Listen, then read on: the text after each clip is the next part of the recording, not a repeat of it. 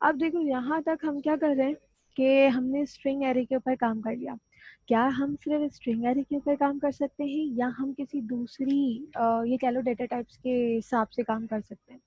तो मैं अब क्या करती हूँ अपने इस कोड को, बल्कि कोड को नहीं, मैं यहाँ पर स्टूडेंट लिस्ट फिर मेरे पास हो जाएगा। अच्छा चलो उसको फिर हम क्या करते हैं कि मैं इसको बना देती हूँ कमेंट, सही है, ताकि हमारे लिए क्या हो सामने। मैं यहाँ पे देखो अभी मैंने किस तरीके से काम किया था एरे के ऊपर, मैंने एक लिस्ट के फॉर्म में दे दिया था। अब देखो मैं इसकी डिफरेंट इंडेक्स के ऊपर भी क्या करवा सकती हूँ, उसके काम करवा सकती हूँ। किस तरीके से, यहाँ पर मैं आऊँ और मैंने यहाँ पे लिखा लेट सपोज नंबर लिस्ट, ये मैंने क्या बनाई, एक लिस्ट बनाई। अब देखो ज़रूरी नहीं है कि मैं यहाँ पर क्या करूँ कि मैं हमेशा एक ही तरीके से एरे बना लूँ। ये एक सेकंड मेथड है जो क्या है, एरे बनाने के या एरे की चीज़ों के ऊपर काम करने के काम करता है। तो यहाँ पर मैं आई और मैंने कहा कि भाई ज़ीरो इंडेक्स है। अब देखो जैसे ही आपने वेरिएबल के आगे यहाँ इंडेक्स नंबर डाल दिया तो इसका मतलब क्या है कि आप क्या इनिशियलाइज करवा रहे हैं, एक एरे इनिशियलाइज करवा रहे हैं। अब ये नॉर्मल वेरिएबल नहीं रहा, ये क्या बन गया, एक एरे का ये कह लो लोकेशन बन गई। मैंने कहा नंबर लिस्ट में जो जीरो इंडेक्स पे वहां पर वैल्यू स्टोर कर दो 1 1। अब देखो मैं जो डाटा दे रही हूँ क्या दे रही हूँ, अलग दे रही हूँ। पहले मैंने क्या करा था, स्ट्रिंग डाटा टाइप के ऊपर काम किया था। अब मैं क्या कर रही हूँ, यहाँ पर डिफरेंट डाटा टाइप के ऊपर काम कर रही हूँ। तो मैंने यहाँ पर कहा नंबर लिस्ट, और नंबर लिस्ट की सेकेंड जो कि मेरे पास क्या है फर्स्ट इंडेक्स है, वहां पर क्या स्टोर हो जाए, 22। इसी तरीके से मैं क्या करती हूँ, उसको एक दफा कॉपी कर लेती हूँ और हम क्या करते हैं 3 4 दफा अपनी जो है वो वैल्यूज को यहाँ लिख लेते हैं। और इंडेक्स नंबर हम क्या कर लेते हैं 2, और यहाँ पर आ जाएगा 3। इसी के साथ यहाँ पर आ जाएगा 3 3, यहाँ पर क्या आ जाएगा 4 4। ये मैंने क्या बना ली, एक एरे बना ली। इस तरीके से भी एरे बना सकते हैं। दो तरीके हैं एरे बनाने के, एरे के मेथड के साथ बना लो या आप यहाँ पर इस तरीके से बना लो। दोनों ऑप्शन क्या है आपके लिए आसान है। अब इसी के साथ मुझे क्या करना है कि मैं एक जो इको वाली लाइन है ना, मैं इसको ऊपर से कर लेती हूँ ताकि मुझे बार बार लिखना ना पड़े। यहाँ पर आके इसको मैंने पेस्ट किया और मैं सिर्फ इस जगह पर जाके अपना वेरिएबल का नेम जो है वो क्या कर देती हूँ, चेंज। तो उसको मैंने पेस्ट किया, यहाँ मैंने पेस्ट किया, यहाँ पेस्टिंग की, और ये लास्ट में क्योंकि 3 है इंडेक्स तो ये 3 और ये सेमीकोलन लगाना ना भूलिएगा। ये मैंने क्या करा, एक एरे बनानी। और इसी के साथ यहाँ पर आके ये लास्ट आउटपुट था हमारा, इसको रिफ्रेश करा तो ये देखो 11 22 33 एंड 44। ये तो हमारे पास कौन सी एरे हो गई, ये हो गई हमारे पास इंटीजर एरे। लेकिन देखो अगर हम थोड़ा सा थ्योरेटिकल कॉन्सेप्ट के ऊपर हैं, यहाँ पे देखो ये कह रहा है कि each element of an array can be referred by an array name and is index. मतलब क्या है कि आप जब भी एरे को रेफर करना चाहेंगे तो दो चीजें क्या होंगी आपके पास, एक तो एरे का वेरिएबल और एक उसका क्या होगा, इंडेक्स। अगर मैं यहाँ पे आके ये कहूँ कि भाई इको डॉलर नंबर लिस्ट, मैं सिर्फ इसको इतना काम कर दूँ, सही है, क्या कर दिया मैंने, सिर्फ और सिर्फ मैंने वेरिएबल बता दिया और कुछ नहीं किया। तो यहाँ पे देखो क्या दे रहा है वो, array to string conversion in this, और ये आपकी क्या बता रहा है कि आप एक एरे को स्ट्रिंग में कन्वर्ट करना चाह रहे हैं, जो कि आपके पास क्या है, एक एरर आ जाता है। तो इस तरीके से जब भी आपको एरे के ऊपर काम करना होगा तो दो चीजें मोस्ट इंपॉर्टेंट होंगी, एक क्या होगा, एरे का नाम, और उसके साथ क्या है, उसका इंडेक्स। और आप लोगों को अभी हमने पढ़ा कि इंडेक्स आपके पास क्या करता है, आपके एलिमेंट को एक्सेस करने के काम करता है, सही है। और अभी देखो मैंने जो इंडेक्स पढ़ा इसमें जो मोस्ट इम्पॉर्टेंट चीज़ है वो क्या है कि अभी जो मैंने इंडेक्स पढ़े हैं वो क्या है, मेरे पास नंबर्स में 0 1 2 3 एंड 4 और जो भी एंड सो ऑन। और यहाँ पर भी अगर मैं ऊपर बात करूँ तो यहाँ पर भी हमने लिखा था 0 1 2 3 4 5 6, सारी हमने क्या किए थे, नंबरिंग के ऊपर काम किया था। लेकिन वो ये क्या कह रहे हैं कि भाई इन एरे का जो इंडेक्स है ना वो नंबर भी हो सकता है और स्ट्रिंग भी हो सकता है। अब देखो एक ये नई चीज आ गई है, नई चीज़ से मुराद के देखो, अभी तक जो हम एरे के ऊपर काम किया था अब तक की आप लोगों ने, वो हमेशा ये कहा था कि भाई एरे का इंडेक्स हमेशा आपके पास नंबर की या इंटीजर की फॉर्म में होता है। लेकिन जब हम ये चीज़ पीएचपी पे करते हैं तो हमारे पास एरे का जो इंडेक्स है वो दो तरीकों से डिफाइन हो सकता है। और दो तरीके क्या है कि या तो आप नंबर से स्पेसिफाई करें या आप किससे कर दें, स्ट्रिंग से कर दें। अब ये स्ट्रिंग क्या है, सही है। तो अब देखो ये क्या कहता है कि इफ इंडेक्स इज स्ट्रिंग, मतलब अगर इंडेक्स क्या है, स्ट्रिंग है, तो एरे आपके पास कौन सी कहलाएगी, वो एसोसिएटिव एरे कहलाएगी। अब वो नॉर्मल एरे नहीं कहलाएगी। सही है। क्या कहता है, दोबारा से एक दफा देख लो कि अगर आपके पास एरे का जो इंडेक्स है वो स्ट्रिंग है, तो आप उसको क्या कहेंगे, वो एरे क्या है, एसोसिएटिव एरे। और अगर उसका इंडेक्स क्या है, आपके पास नंबर है, तो वो एरे आपके पास क्या कहलाएगी, इंडेक्स एरे कहलाएगी। और अभी हमने ये देखा कि बाय डिफॉल्ट जो एरे का इंडेक्स वैल्यू होती है वो स्टार्ट किससे होती है, जीरो से होती है। तो यहाँ जो बातें लिखी हुई है वो आप लोगों को अब समझ में आ गई होंगी कोड करने के बाद। नेक्स्ट अगर मैं स्लाइड पर आऊँ तो यहाँ पे लिखा है two way initialization in array, array के एक फंक्शन के साथ किया और एक एरे का आइडेंटिफायर। आइडेंटिफायर से मुराद ये वाला काम, ये जो मैंने अभी किया यहाँ पर, कि मैंने क्या करा कि भाई एरे के इंडेक्स नंबर को आइडेंटिफाई करके क्या कर लिया, काम कर लिया। यहाँ पर कोई एरे का मेथड यहाँ पर मेरे पास कॉलिंग नहीं हुई, ना ही मैंने उसको बताया। सही है। नेक्स्ट देखो, यहाँ पर हमारे पास चार टाइप्स होती हैं। अभी जो हमने एरे करी है वो कौन सी है, सिंगल डायमेंशनल एरे। अब हमें क्या करना है, एसोसिएटिव एरे बनानी है, इंडेक्स एरे देखना है और मल्टी डायमेंशनल एरे देखना है। तो अब हम मूव होते हैं, सबसे पहले हम कर लेते हैं एसोसिएटिव एरे। क्या एसोसिएटिव एरे क्या होती है। और यहाँ पे अगर देखो इस स्लाइड में हमने ये देखा कि जब भी आपका एसोसिएटिव एरे होगा तो उसका जो इंडेक्स है वो कैसे करेगा काम, स्ट्रिंग की तरह काम करेगा। मतलब अब इंडेक्स ये नहीं होगा 0 1 2 3 4, अब वहाँ पे क्या आ जाएगा, कोई ना कोई स्ट्रिंग डिफाइन होगी। और स्ट्रिंग कैसे डिफाइन होगी, अब हम आ जाते हैं अपने ये कह लो वीएस कोड के ऊपर। यहाँ पर आके इसको भी लिस्ट को प्रिंट करवाते हो, फॉर लूप के साथ करवाना चाहो करवा लेना, लेकिन हम ये काम कर चुके हैं तो ये कह लो कि ये हमारे लिए एक बाद में काम कर। अच्छा, उससे पहले ये कह लो कि एरे की टाइप्स से पढ़ने से पहले मैं एक चीज़ और यहाँ पे आप लोगों को क्लियर करूँ कि जब भी हम पीएचपी के ऊपर काम करते हैं तो अगर मेरे पास देखो, मैंने यहाँ स्टूडेंट लिस्ट बनाई थी तो यहाँ पर सारी स्ट्रिंग वैल्यूज थी। यहाँ मैंने अगर क्या बनाई है, नंबर लिस्ट बनाई है, तो यहाँ पे क्या थे, सारे नंबर्स थे। लेकिन पीएचपी में ये फंक्शनैलिटी है कि आप एक ही एरे के अंदर स्ट्रिंग वैल्यू भी स्टोर करवा सकते हैं, आप नंबर वैल्यू भी स्टोर करवा सकते हैं, आप डेसिमल वैल्यू भी स्टोर करवा सकते हैं और किसी टाइप की और डेटा टाइप की वैल्यूज को भी स्टोर क्या कर सकते हैं, करवा सकते हैं। इस तरीके से एक डेमो देख लेते हैं, उसके बाद फिर हम इसकी टाइप्स की तरफ बढ़ेंगे। तो ये मैंने कहा माय डेटा, लेट सपोज हमने ये एक एरे बना ली, सही है। और मैंने यहाँ पर एरे के फंक्शन के साथ काम किया। और अब देखो मैं क्या कर रही थी, इससे पहले मैं सिर्फ और सिर्फ अगर मैं इंटीजर के ऊपर काम कर रही थी तो इंटीजर दे रही थी, और अगर मैं स्ट्रिंग के ऊपर काम कर रही थी तो मैं स्ट्रिंग दे रही थी। लेकिन अब मेरा डेटा है ना, डेटा से मुराद मेरा नाम, सही है। लेट सपोज हम इसको ले लेते हैं मेरी क्वालिफिकेशन, और इसी के साथ हम इसको ले लेते हैं हाइट। ये तीन चीजें ले लेते हैं, या अगर इसको और भी करना चाहो तो उसको एक्सटेंड कर लेना, कोई मसला नहीं है। अब देखो पहला जो मेरा पैरामीटर होगा या जो पहली वैल्यू होगी वो क्या है, मेरा नाम। नाम आपको पता है कि किस फॉर्म में आता है आपके पास, स्ट्रिंग की फॉर्म में। तो मैं यहाँ पर डबल कोट लगाऊंगी और मैंने अपना नाम यहाँ क्या लिखा, ये मैंने अपना नाम लिख लिया, सही है। सेकंड क्या चाहिए मुझे, मुझे चाहिए मेरी क्वालिफिकेशन। तो हम यहाँ पे क्वालिफिकेशन भी लेट सपोज आ जाएगा इसी में ही, तो मैं इसको कहती हूँ BScs।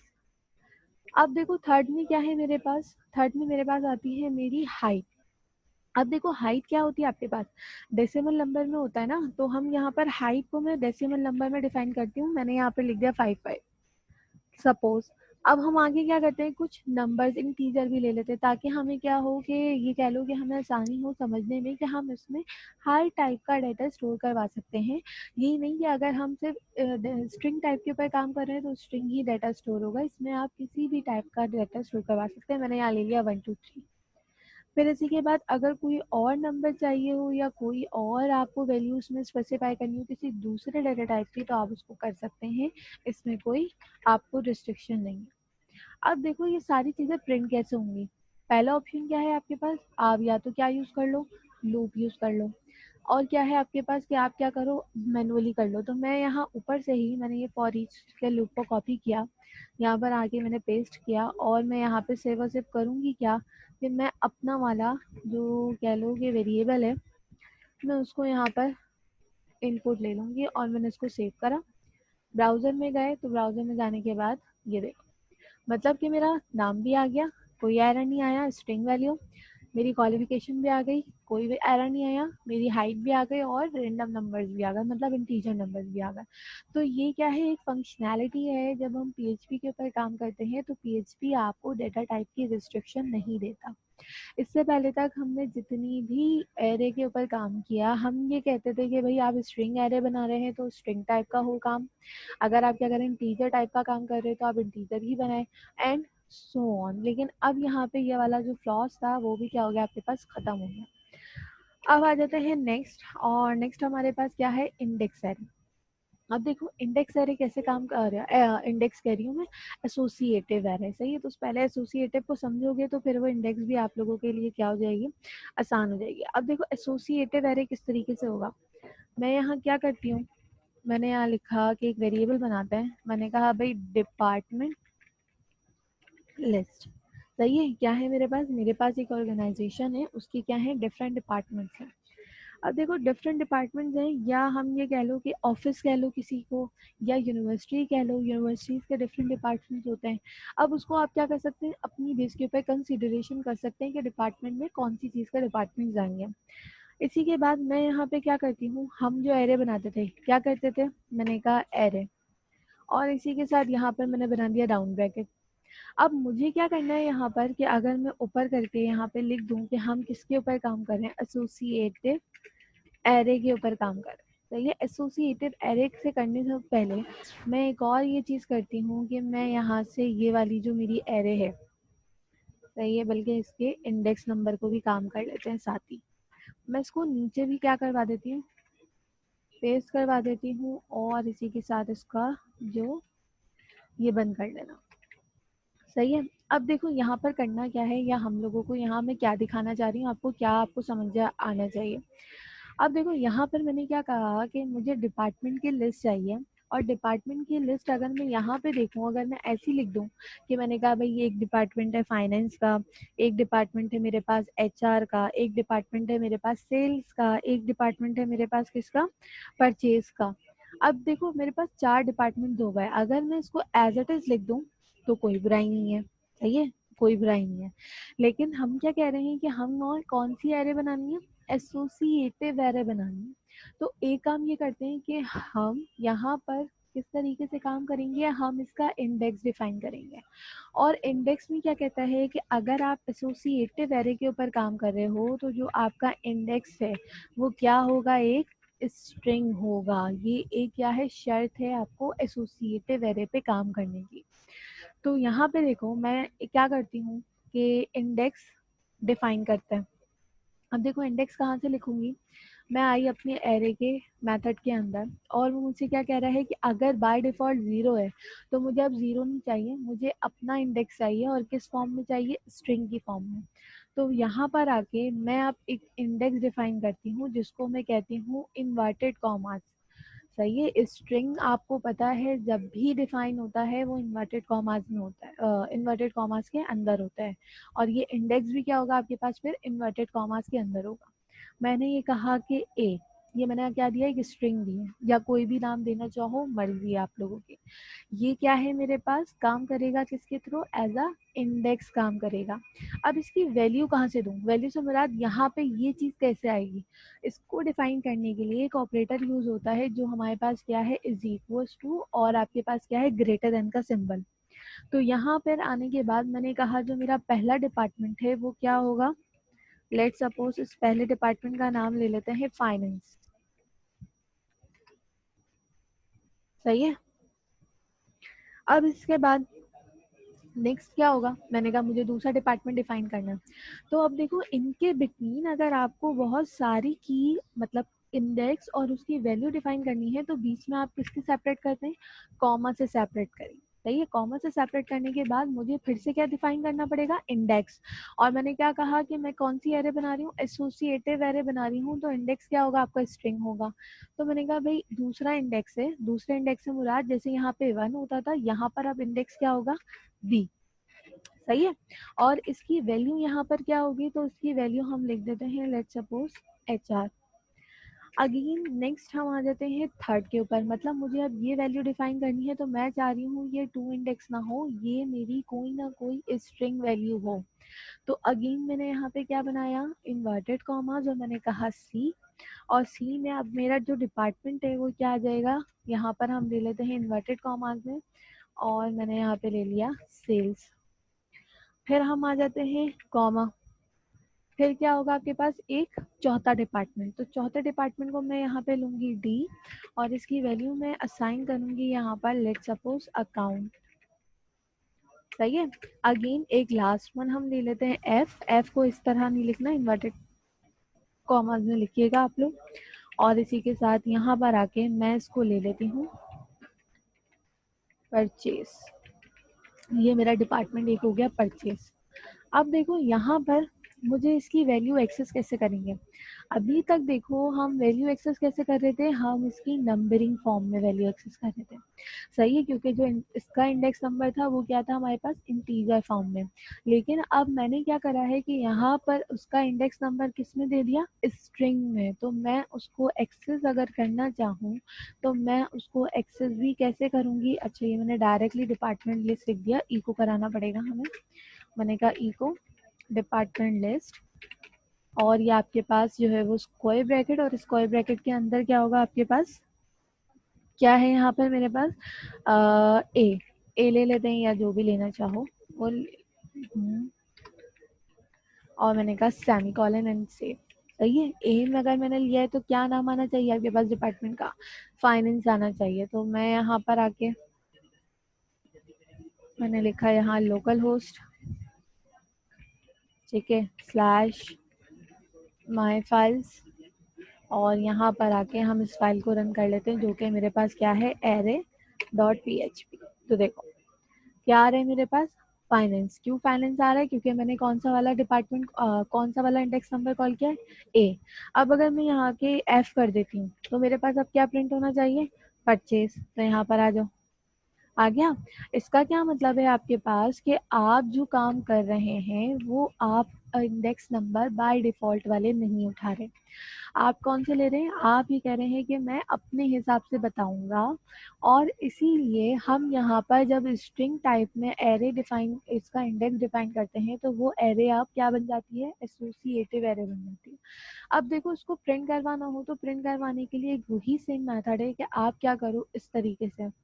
सही है, ये इको आपने करवा दिया, सारी लिस्ट प्रिंट करवा ली। सही है, इसको करवा के मैं दिखा देती हूँ आप लोगों को। इसको मैंने यहाँ से कॉपी किया और इसके बाद यहाँ लाके पेस्ट कर देते हैं, और मैं सिर्फ क्या करूँगी कि मुझे पूरा ही चेंज करना पड़ेगा बल्कि। सही है, एक ये हो जाएगा मेरे पास ए, इसी के साथ नेक्स्ट आ जाएगा मेरे पास बी, इसी के साथ आ जाएगा मेरे पास यहाँ पर सी का।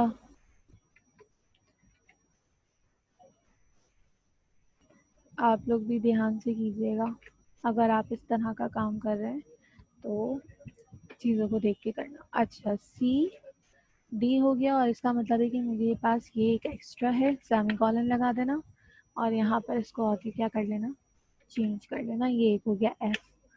सही है, अब यहाँ पर आओ, इसको रिफ्रेश करो तो सारे डिपार्टमेंट आ गए आपके पास, एज इट इज सारे आ गए। सही है, इसमें कोई मसला नहीं है। अब करना क्या है हमें कि अब देखो यहाँ पर परचेज और परचेज दो दफ़ा आ रहा है, तो उस चीज़ को देख लेना कि हमने पहले ये एफ वाला काम प्रिंट करवा चुके हैं। तो अगर आप इसको क्या करो, कमेंट बना दोगे तो फिर ये परचेज बार बार नहीं आएगा, ये एक ही दफ़ा आएगा यहाँ पे देख। सही है, तो ये इस चीज़ को आप लोग शायद नोटिस किया हो तो आप खुद भी परेशान हो जाए बाद में।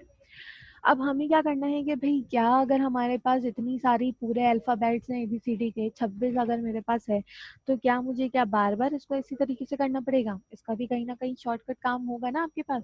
तो उसके लिए भी हम क्या यूज़ करते हैं यहाँ पर फॉर ईच का लूप। मतलब ये है कि मैं बजाय इसके कि मैं रैंडमली इस तरीके से खुद से करूँ काम, मैं फॉर ईच का लूप लगा लूँ। अब मेरे पास जितने भी यहाँ पर एडिशन हो जाए, मैं यहाँ पर अपना काम क्या कर सकती हूँ, आसानी से कर सकती हूँ। तो यहाँ पे देखो फॉर ईच का लूप लगाते हैं और फॉर ईच के साथ मैंने यहाँ पर राउंड ब्रैकेट बनाया और कर्ली ब्रैकेट में मैंने क्या करा, इसका सिंटेक्स बना लिया। अब देखो ज़रा गौर करना, क्योंकि यहाँ पे देखो हमारे पास जो ये कह लो इंडेक्स है, वो इंडेक्स अब नॉर्मल नहीं है, वो क्या है मेरे पास स्ट्रिंग है। अगर इस तरीके से होता तो आसान होता, लेकिन अब इस तरीके से है स्ट्रिंग की फॉर्म में, तो कैसे एक्सेस कर सकते हैं। अब एक्सेस करने के लिए देखो मैं क्या करूँगी, सबसे पहले फॉर ईच का जो यहाँ पर लूप का सिंटेक्स है वो क्या है कि आप सबसे पहले अपने एरे का वेरिएबल डालें। तो मैंने यहाँ से एरे वाला वेरिएबल कॉपी किया, यहाँ लिख दिया। फिर उसके बाद मैंने कहा एज। अब देखो ये जो एरे वाला वेरिएबल है, इसमें क्या है, दो चीजें, दो चीजें कौन सी, एक इसकी की मतलब एक इसका इंडेक्स और एक उसकी क्या आ जाती है, वैल्यू। तो यहाँ पर जब मैं एरे वाला वेरिएबल यहाँ से कॉलिंग करवाऊंगी, तो ये अपने साथ दो चीजें लेकर आ रहा होगा। एक आपके पास आपका इंडेक्स नंबर और एक आपके पास उस इंडेक्स नंबर की वैल्यू लेकर आ रहा होगा। तो यहाँ पर एज के आने के बाद मैं दो नए वेरिएबल बनाऊंगी और जिसको मैं कहूंगी भाई ये एक होगा, अगर इंडेक्स आ रहा है डिपार्टमेंट लिस्ट है तो इंडेक्स में सेव हो जाए, और अगर इस इंडेक्स की बेस के ऊपर क्या आ रही है, वैल्यू सेव हो रही है, मतलब वैल्यू आ रही है, तो क्या करो एक वैल्यू ले दो। अब देखो ये अलग अलग दो वेरिएबल है। यहाँ पर अगर मैं बात करूँ तो ये कहता है कि पहला वाला जो है वो इंडेक्स है, और ये जो सिंबल डिफाइन कर रहा है वो क्या डिफाइन कर रहा है, इसकी वैल्यू डिफाइन कर रहा है। तो ये सिंबल फिर मुझे यहाँ भी डिफाइन करना पड़ेगा। सही है। इससे क्या होगा, देखो डिपार्टमेंट लिस्ट में पहली दफा जब पहली वैल्यू उठाएगा, दो चीजें आ गई। पहली वैल्यू उसने कहा कि भाई ए है, तो ए को कहाँ लेके जाके सेट करेगा, इंडेक्स वाले वेरिएबल में। फिर उसने देखा एक ऑपरेटर लगा हुआ है। सही है। ऑपरेटर क्या है, असाइनमेंट ऑपरेटर टाइप काम कर रहा होता है, एसोसिएटिव एरे में। तो उसने कहा कि भाई हाँ यहाँ भी ऑपरेटर लगा हुआ है। इसके बाद क्या वैल्यू आ रही है, फाइनेंस आ रही है, तो फाइनेंस क्या करेगा, इस वाले वेरिएबल में जाके स्टोर कर देगा। तो इस तरीके से क्या होगा, आपका लूप कंटिन्यूसली चलता रहेगा। अब मैं काम क्या करती हूँ कि मैं उसका इंडेक्स नंबर भी प्रिंट करवा लेती हूँ। अभी तक तो हम क्या कर रहे थे, उसकी वैल्यू प्रिंट करवा रहे थे ना। अब मैं क्या कहती हूँ कि इसका इंडेक्स नंबर भी प्रिंट हो और इसकी वैल्यू भी प्रिंट हो। तो यहाँ पर मैंने कहा कि भाई इको, और मैंने कहा कि भाई इंडेक्स इज, सही है, इंडेक्स आ जाएगा। और इंडेक्स कहाँ पर सेव है भाई, मेरे पास ये वाले इंडेक्स के वेरिएबल में सेव है। तो यहाँ पर आके मैंने कहा डॉट कॉन्केटिनेट करा और डॉलर इंडेक्स, मैंने कहा भाई इंडेक्स वाला यहाँ से आ जाए। इसी के साथ क्या करेंगे, मुझे क्या चाहिए, इसकी वैल्यू भी चाहिए। तो मैंने यहाँ पर इन्वर्टेड कॉमास अगेन लगाए और मैंने कहा एंड वैल्यू इज, मतलब कि अगर एक ए वाला इंडेक्स है तो उसकी वैल्यू क्या है, वैल्यू इज, और सेमी कॉलन और यहाँ पर डॉट, और वैल्यू कहाँ पर स्टोर है, वैल्यू वाले, सही है, वैल्यू वाले वेरिएबल में। और इसको मैंने करा सेव, और यहाँ पर कॉन्केटिनेट करवा लेना नेक्स्ट बी आर के लिए। तो मैं बी आर लगा रही हूँ, चाहो तो स्पेस देते रहना, स्पेस के छोड़ दो, लेकिन बड़ी एरे हो जाती है तो वही चीज़ आपके पास बार बार रोटेशन में आएगी। तो यहाँ पे देखो क्या करा, मैंने कहा इंडेक्स आए तो इंडेक्स वाले इस वेरिएबल में सेव कर दो, और अगर आपके पास उसकी वैल्यू आए, इस ऑपरेटर के बाद क्या है, वैल्यू आएगी, तो वैल्यू को क्या कर दो, वैल्यू में सेव कर दो। अब ये कब तक चलता रहेगा, जब तक कि आपने यहाँ पर क्या दिए हैं, उसके इंडेक्स दिए हैं। तो यहाँ पर आ जाओ दोबारा से, मैंने लिखा local host slash my files slash, और यहाँ पर हम कहते हैं भाई एरे डॉट php। तो यहाँ देखो, अच्छा यहाँ पर एक चीज़ और कर देती हूँ, यहाँ बी आर लगा लो ताकि ना नेक्स्ट लाइन पर आ जाए, वो मिक्सअप हो रहा है आपका काम। चाहो तो उसको हटा दो, कोई मसला नहीं है, लेकिन मैं आपको यहाँ पर दिखाना चाह रही हूँ। तो देखो भाई, पहले जो था वो क्या लेकर आ रहा था, सिर्फ और सिर्फ वैल्यू लेकर आ रहा था। अब देखो वो क्या कर रहा है, इंडेक्स इज ए, इंडेक्स क्या है, ए है, वैल्यू अपनी एरे में देख लेते हैं। अगर इंडेक्स ए है तो उसकी वैल्यू क्या है, फाइनेंस। अगर इंडेक्स क्या है, बी है, तो वैल्यू क्या है, एच आर। और अगर इंडेक्स सी है तो वैल्यू क्या है सेल्स, और इंडेक्स बी है तो वैल्यू ये है, और एफ है तो वैल्यू ये है। इसका क्या मतलब है कि आपने यहाँ पर उसका इंडेक्स नंबर भी फैच करा लिया और उसकी क्या करवा ली है वैल्यूज को भी फैच करवा लिया। तो आप दो तरीकों से काम कर सकते हैं। आपको अगर सिर्फ और सिर्फ वैल्यू के ऊपर काम करना है, आप वैल्यू के ऊपर काम कर लो। मैंने यहाँ प्रिंट करवा लिया है इंडेक्स, इस वजह से प्रिंट हो रहा है। अगर आप नहीं चाहिए आपको तो आप ना करवाओ, कोई मसला नहीं। सही है। तो ये आपके पास क्या होता है, आपकी रिक्वायरमेंट क्या होता है कि आप उसको किस तरीके से काम करना चाह रहे हैं और कैसा काम आपको करना है। तो ये हमारे पास क्या है, एक एसोसिएटिव एरे जिसका जो स्ट्रिंग है, जो उसका इंडेक्स है, वो आपके पास क्या होता है स्ट्रिंग की फॉर्म में होता है। अब आ जाता है इसकी थोड़ी सी थ्योरी की तरफ। तो थ्योरी में देखो क्या रहे कि is an array where the index type is a string. मतलब क्या है आपके पास कि एक ऐसी एरे है जिसका जो इंडेक्स है वो क्या है आपके पास एक स्ट्रिंग टाइप का है। फिर दूसरी बात क्या लिखी है, index value must be specified with in double quotes. क्या मतलब है इसका, ये कह रहा है कि भाई आप जब भी इसका इंडेक्स डिफाइन करेंगे, अब मैंने तो खाली ए दे दिया, आप कोई और नाम भी दे सकते हो, सही है, पूरी स्ट्रिंग दे सकते हो, लेकिन हमेशा आप जब भी काम करेंगे आप उसको किस में डिफाइन करेंगे, डबल कोट में। ये एक शर्त है कल किस चीज़ की, जब भी आप एसोसिएटिव एरे का क्या करना चाहते हैं, काम करेंगे। तो ये हमने क्या कर लिया है आज में, आज के लेक्चर में एसोसिएटिव एरे हमने क्या कर लिया, कंप्लीट कर लिया।